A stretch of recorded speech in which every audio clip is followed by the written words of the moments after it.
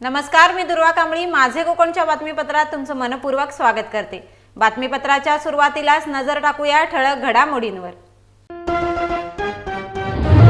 रायगड जिल्ह्याच्या म्हसळा तालुक्यातील आंबेत म्हाप्रळ पुलाचे काम पूर्णत्वाच्या मार्गावर, लवकरच पूल सुरू होण्याची दाट शक्यता।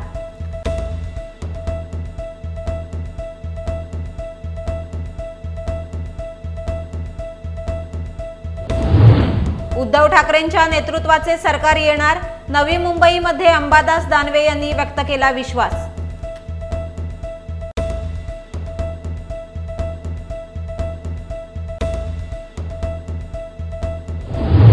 सिंधुदुर्ग तहसीलदार कार्यालय आवारात वाहनधारकांवर कारवाई नको, महामार्गावरील वाहनांवर कारवाई करा। आमदार नितेश राणेंनी धरले आरटीओच्या अधिकाऱ्यांना धारेवर।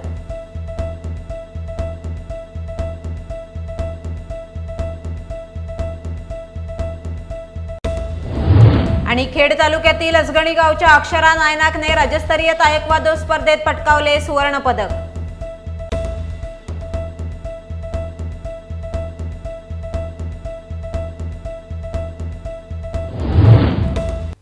आता पाहूया सविस्तर वृत्त। आंबेत पूल वाहतुकीसाठी गेले 3 वर्ष दुरुस्तीच्या छायेखाली बंद असल्या कारणाने प्रवासी वर्गाला मोठा त्रास सहन करावा लागत होता। आता ही चिंता लवकरच मिटणार असल्याची खात्रीशीर माहिती आहे। पुलाच्या कामाची आता टेस्टिंग सुरू असून सार्वजनिक बांधकाम विभाग आणि संबंधित कंपनीकडून अवजड वाहतुकीच्या सहाय्याने कमकुवत बाजूची दुरुस्ती करण्यात आलेल्या भागासह संपूर्ण पुलाच्या स्लॅबची टेस्टिंग गेल्या 2 दिवसांपासून सुरू आहे। त्यामुळे स्थानिकांसह प्रवाशांनी पूल लवकरात लवकर सुरू व्हावा यासाठी साकडं घातलंय। मुंबई गोवा महामार्गावरील हातकंबा येथे झालेल्या 2 ट्रकमधील अपघातात एकाचा मृत्यू तर 1 जण गंभीर जखमी झाल्याची घटना घडली आहे। राजन बाबल्या डांगे वय वर्ष 40 राहणार हातकंबा असे अपघातात ठार झालेल्या तरुणाचे नाव आहे, तर एका गंभीर जखमीला जिल्हा शासकीय रुग्णालयात दाखल करण्यात आले। पोलिसांनी दिलेल्या माहितीनुसार अपघातातील आयशर टेम्पो कोल्हापूर येथून रत्नागिरीच्या दिशेने येत होता। हा ट्रक काल सायंकाळी उशिरा हातकंबा गावातील ब्रिज जवळ आला। रत्नागिरीतून कोल्हापूरच्या दिशेने जाणाऱ्या 16 चाकी ट्रकची आयशर टेम्पोला जोरदार धडक बसली। या धडकेत राजन बाबल्या डांगे गंभीर जखमी होऊन जागीच ठार झाला, तर अपघातातील इतर 3 जण हे जखमी झाले असून त्यातील एकाची प्रकृती गंभीर असल्याचे समजते। जखमींना जिल्हा शासकीय रुग्णालयात उपचारासाठी दाखल करण्यात आले। दरम्यान अपघातानंतर काही काळ मुंबई गोवा महामार्गावर वाहतूक कोंडी निर्माण झाली होती।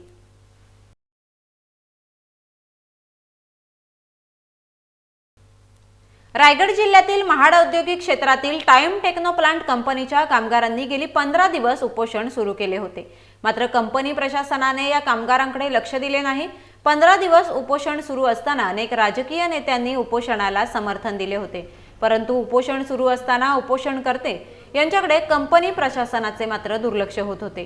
परंतु स्थानिक आमदार भरत गोगावले यांचे पुत्र विकास गोगावले हे कामगारांना न्याय मिळवून देण्यासाठी पुढे आल्याने उपोषणकर्त्यांनी तुर्तास उपोषण स्थगित केले। टाइम टेक्नो प्लांट कंपनीचे महाराष्ट्रात 4 कारखाने आहेत, त्यामुळे कोणाची नस कुठे दाबायची हे आम्हाला चांगलंच माहीत आहे, असा धमकीवजा इशारा विकास गोगावले यांनी दिला आहे।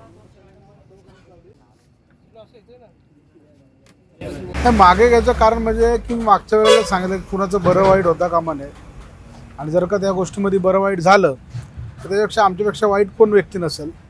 तरी पण काल आमदार साहेबांच्या माध्यमातून महाराष्ट्र राज्याचे कामगार मंत्री खाडेसाहेब यांच्याकडे ज्या वेळेला मीटिंग घेण्यात आली त्यावेळेला देखील कोण कंपनीचे व्यवस्थापक आले नाहीत। परंतु आता ठीक आहे, आता शासनाच्या हातात आहे कशी चावी फिरवायची ती। यांचे 4 युनिट आहेत महाराष्ट्र राज्यात, बघूया आता मंत्री काय करतात। आमदार साहेब आहेत, स्वतः कामगार वर्ग आहे आणि आम्ही आहोतच, पण आता काही गोष्टी आहेत त्या मी तुमच्या पत्रकारांना ओपनली सांगू शकत नाही। ज्या काही गोष्टी करायच्या कुणाची नस कुठं दाबायची हे आम्हाला चांगलं माहिती आहे। उपोषण स्थगित करण्याचं मेन रिझन म्हणजे काल आम्ही मंत्रालयामध्ये मीटिंग जी झाली त्या मीटिंगमध्ये स्वतः आपले महाराष्ट्राचे कामगार मंत्री खाडेसाहेब आणि आपले महाड पोलादपूर तालुक्याचे आमदार लोकप्रिय आमदार भरत गोगावले साहेब यांनी मीटिंग घडवून आणली। त्या मीटिंगमध्ये पण कंपनी व्यवस्थापन तिथं आलेली नाही आहे। त्यामध्ये मंत्री साहेबांकडून असं सांगण्यात आलं की आपण पुढील 15 दिवसामध्ये यातनं तोडगा काढण्याचा प्रयत्न करू. कंपनीला बसून चर्चा करते का ह्याच्याचं हे बघूयात. जर कंपनी बसून चर्चा करत नसेल तर त्यावर काय कारवाई करता येईल ह्या गोष्टीचं त्यांनी आम्हाला आश्वासन दिलेलं आहे आणि त्यांनी सांगितलेलं आहे की पुढील 15 दिवसात आपण ह्यातनं काहीतरी मार्ग काढून तुम्हाला मोकळी करू असं त्यांनी आम्हाला सांगितलेलं आहे. तर आमचा पूर्ण विश्वास आम्ही त्यांच्यावर ठेवलेला आहे, मंत्री साहेबांवर ठेवलेला आहे. आपले लोकप्रिय आमदार भरतशेठ गोगावले साहेब आहेत, त्यांच्यावर आमचा पूर्ण विश्वास आहे आणि ह्या विश्वासावर आम्ही ठाम राहून आमचं हे जे उपोषण आहे ते आम्ही इथेच थांबवलेलं आहे. सध्या महायुतीत भाजप, शिंदे गट आणि अजित पवार गट सहभागी आहेत. अशातच भाजप लोकसभेच्या 45 जागांवर दावा करतोय. माजी आमदार धैर्यशील पाटील यांना रायगड लोकसभा निवडणूक लढवण्याची संधी मिळणार असल्याचं बोललं जातंय. त्यामुळे विद्यमान अजित पवार गटाचे खासदार सुनील तटकरे यांच्या उमेदवारीबाबत आता संभ्रम निर्माण झाला असतानाच अलिबागमध्ये लोकसभा 2024 महाविजय संकल्प मेळाव्यास आलेले भाजप प्रदेशाध्यक्ष चंद्रशेखर बावनकुळे यांनी रायगडच्या लोकसभा मतदारसंघाच्या उमेदवारीबाबत भाष्य केलंय. महायुतीचा उमेदवार प्रचंड मताधिक्याने निवडून येणार असा दावा बावनकुळे यांनी केलाय. तसेच धैर्यशील पाटील आणि 400 कार्यकर्त्यांनी लोकसभेचा उमेदवार 51% मते घेऊन निवडून येऊन नरेंद्र मोदी यांना पंतप्रधान पदासाठी मत देणार असल्याचेही ते म्हणाले आहेत. धन्यवाद मोदीजी अभियान केलं. मला या ठिकाणी अभिमान आहे की जेव्हा मी घर चलो अभियान करत होतो मी 400 सुपर वॉरियरशी बोललो. सुपर वॉरियर आमच्या भाजपच्या नेत्यांनी निर्णय केला की रायगडमध्ये एप्रिलमध्ये जेव्हा मोदीजी प्रधानमंत्री होण्याकरता पुन्हा एकदा आपल्या गावामध्ये मशीन येईल तेव्हा या रायगडचा खासदार महाराष्ट्राच्या 45 खासदार महायुतीचे निवडून येणार आहेत. महाराष्ट्रात 45 खासदार 48 पैकी महायुतीचे निवडून येणार. प्रधानमंत्री मोदीजींना तिसऱ्यांदा प्रधानमंत्री पदाकरता आपला हात वर करणार. मला धैर्यशील आणि 600 कार्यकर्त्यांनी सांगितलं आम्ही रायगडचा खासदार असा देऊ की या रायगड मधल्या सर्व बूथवर 51% मत मोदीजींना देऊन मोदीजींना आम्ही प्रधानमंत्री करू. ठाकरे गटाचे नेते विधान परिषदेचे विरोधी अंबादास दानवे यांनी नवी मुंबईत नवरात्र उत्सवाला भेटी दिल्या. यावेळी त्यांनी शिंदे गट आणि भाजपवर निशाणा साधलाय. तुमच्याकडे 104 आमदार असताना एका गद्दार गटाच्या व्यक्तीला मुख्यमंत्री बनवावे लागत असल्याने भाजपचे अपयश दिसून येत आहे.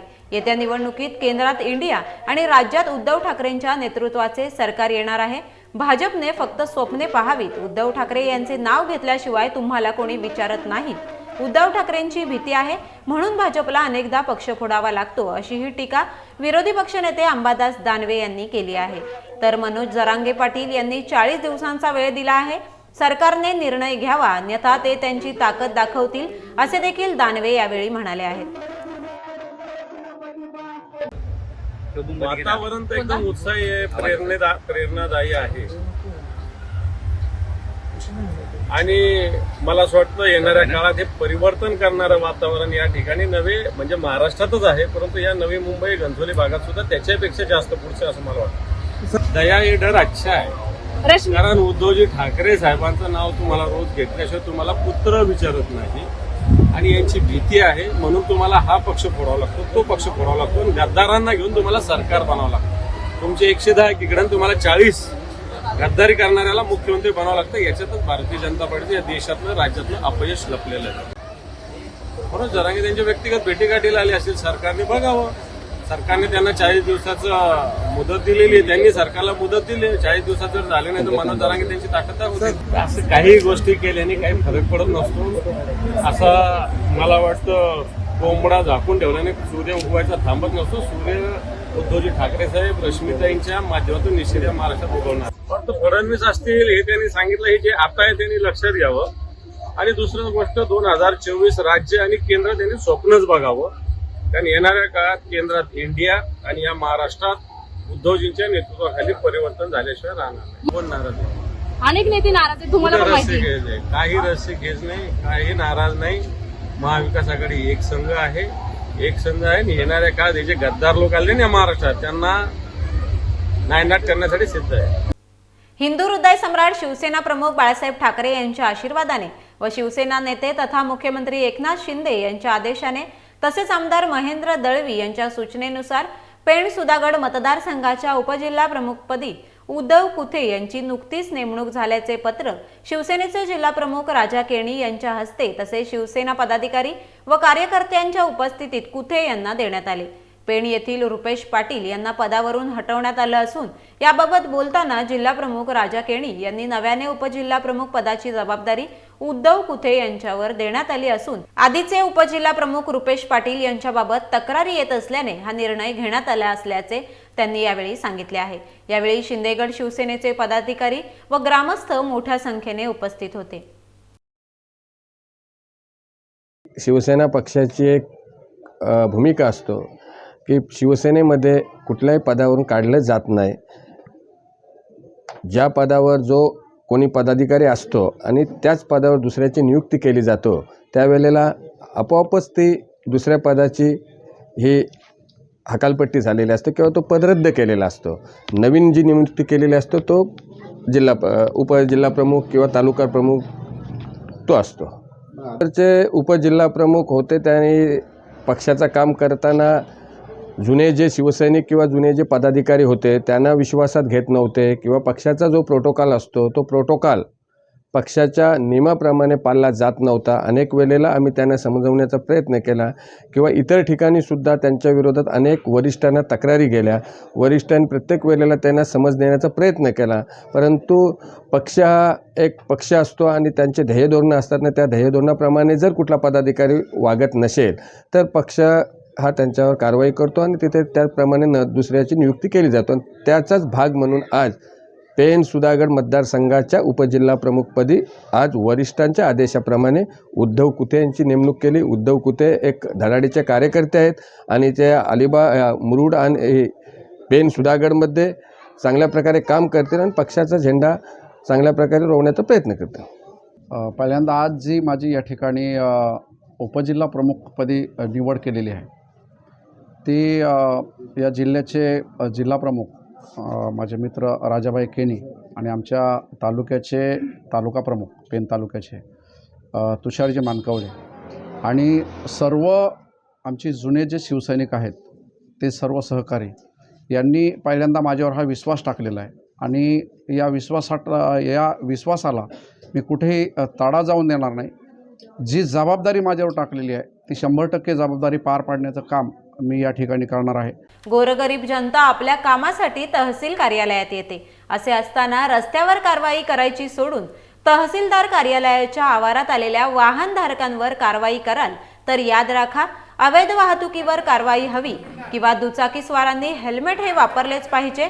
या कारवाईबाबत आमचे दुमत नाही, परंतु सर्वसामान्य जनतेला कार्यालयाच्या आवारात येऊन त्रास नको असे खडे बोल सुनावत आमदार नितेश राणे यांनी आरटीओच्या अधिकाऱ्यांना धारेवर धरले. दरम्यान ज्या वाहनधारकांवर कारवाई केल्यात त्यांचे पैसे परत करा, तुम्हाला कारवाईसाठी कणकवलीच मिळते का असे विचारत आमदार नितेश राणे यांनी आरटीओ काळे यांच्याशी फोनद्वारे चर्चा केली. यावेळी आमदार नितेश राणे यांनी आरटीओ अधिकारी पाटील यांनी आम्ही गेटच्या बाहेर कारवाई करत होतो असे सांगताच अनेकांनी तहसीलदार कार्यालयाच्या आवारात कारवाई होत होती, गेटच्या बाहेर होत नव्हती असे सांगत फोटो सादर केले. त्यामुळे सत्य समोर आले आहे.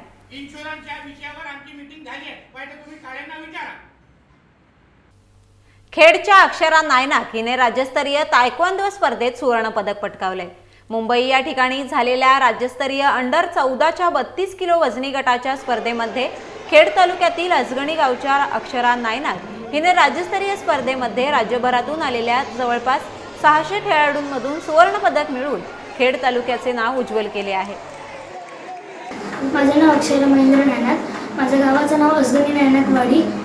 मी मुंबईमधून खेळून आले. माझ्या सरांनी माझ्यासाठी खूप मेहनत केली, आमची प्रॅक्टिस घेतली व मी मुंबईला जाऊन खूप राऊंड खेळले, ते पण सरांमुळे. सरांनी माझी खूप मेहनत घेतली, यासाठी मी त्यांचे आभार मानते.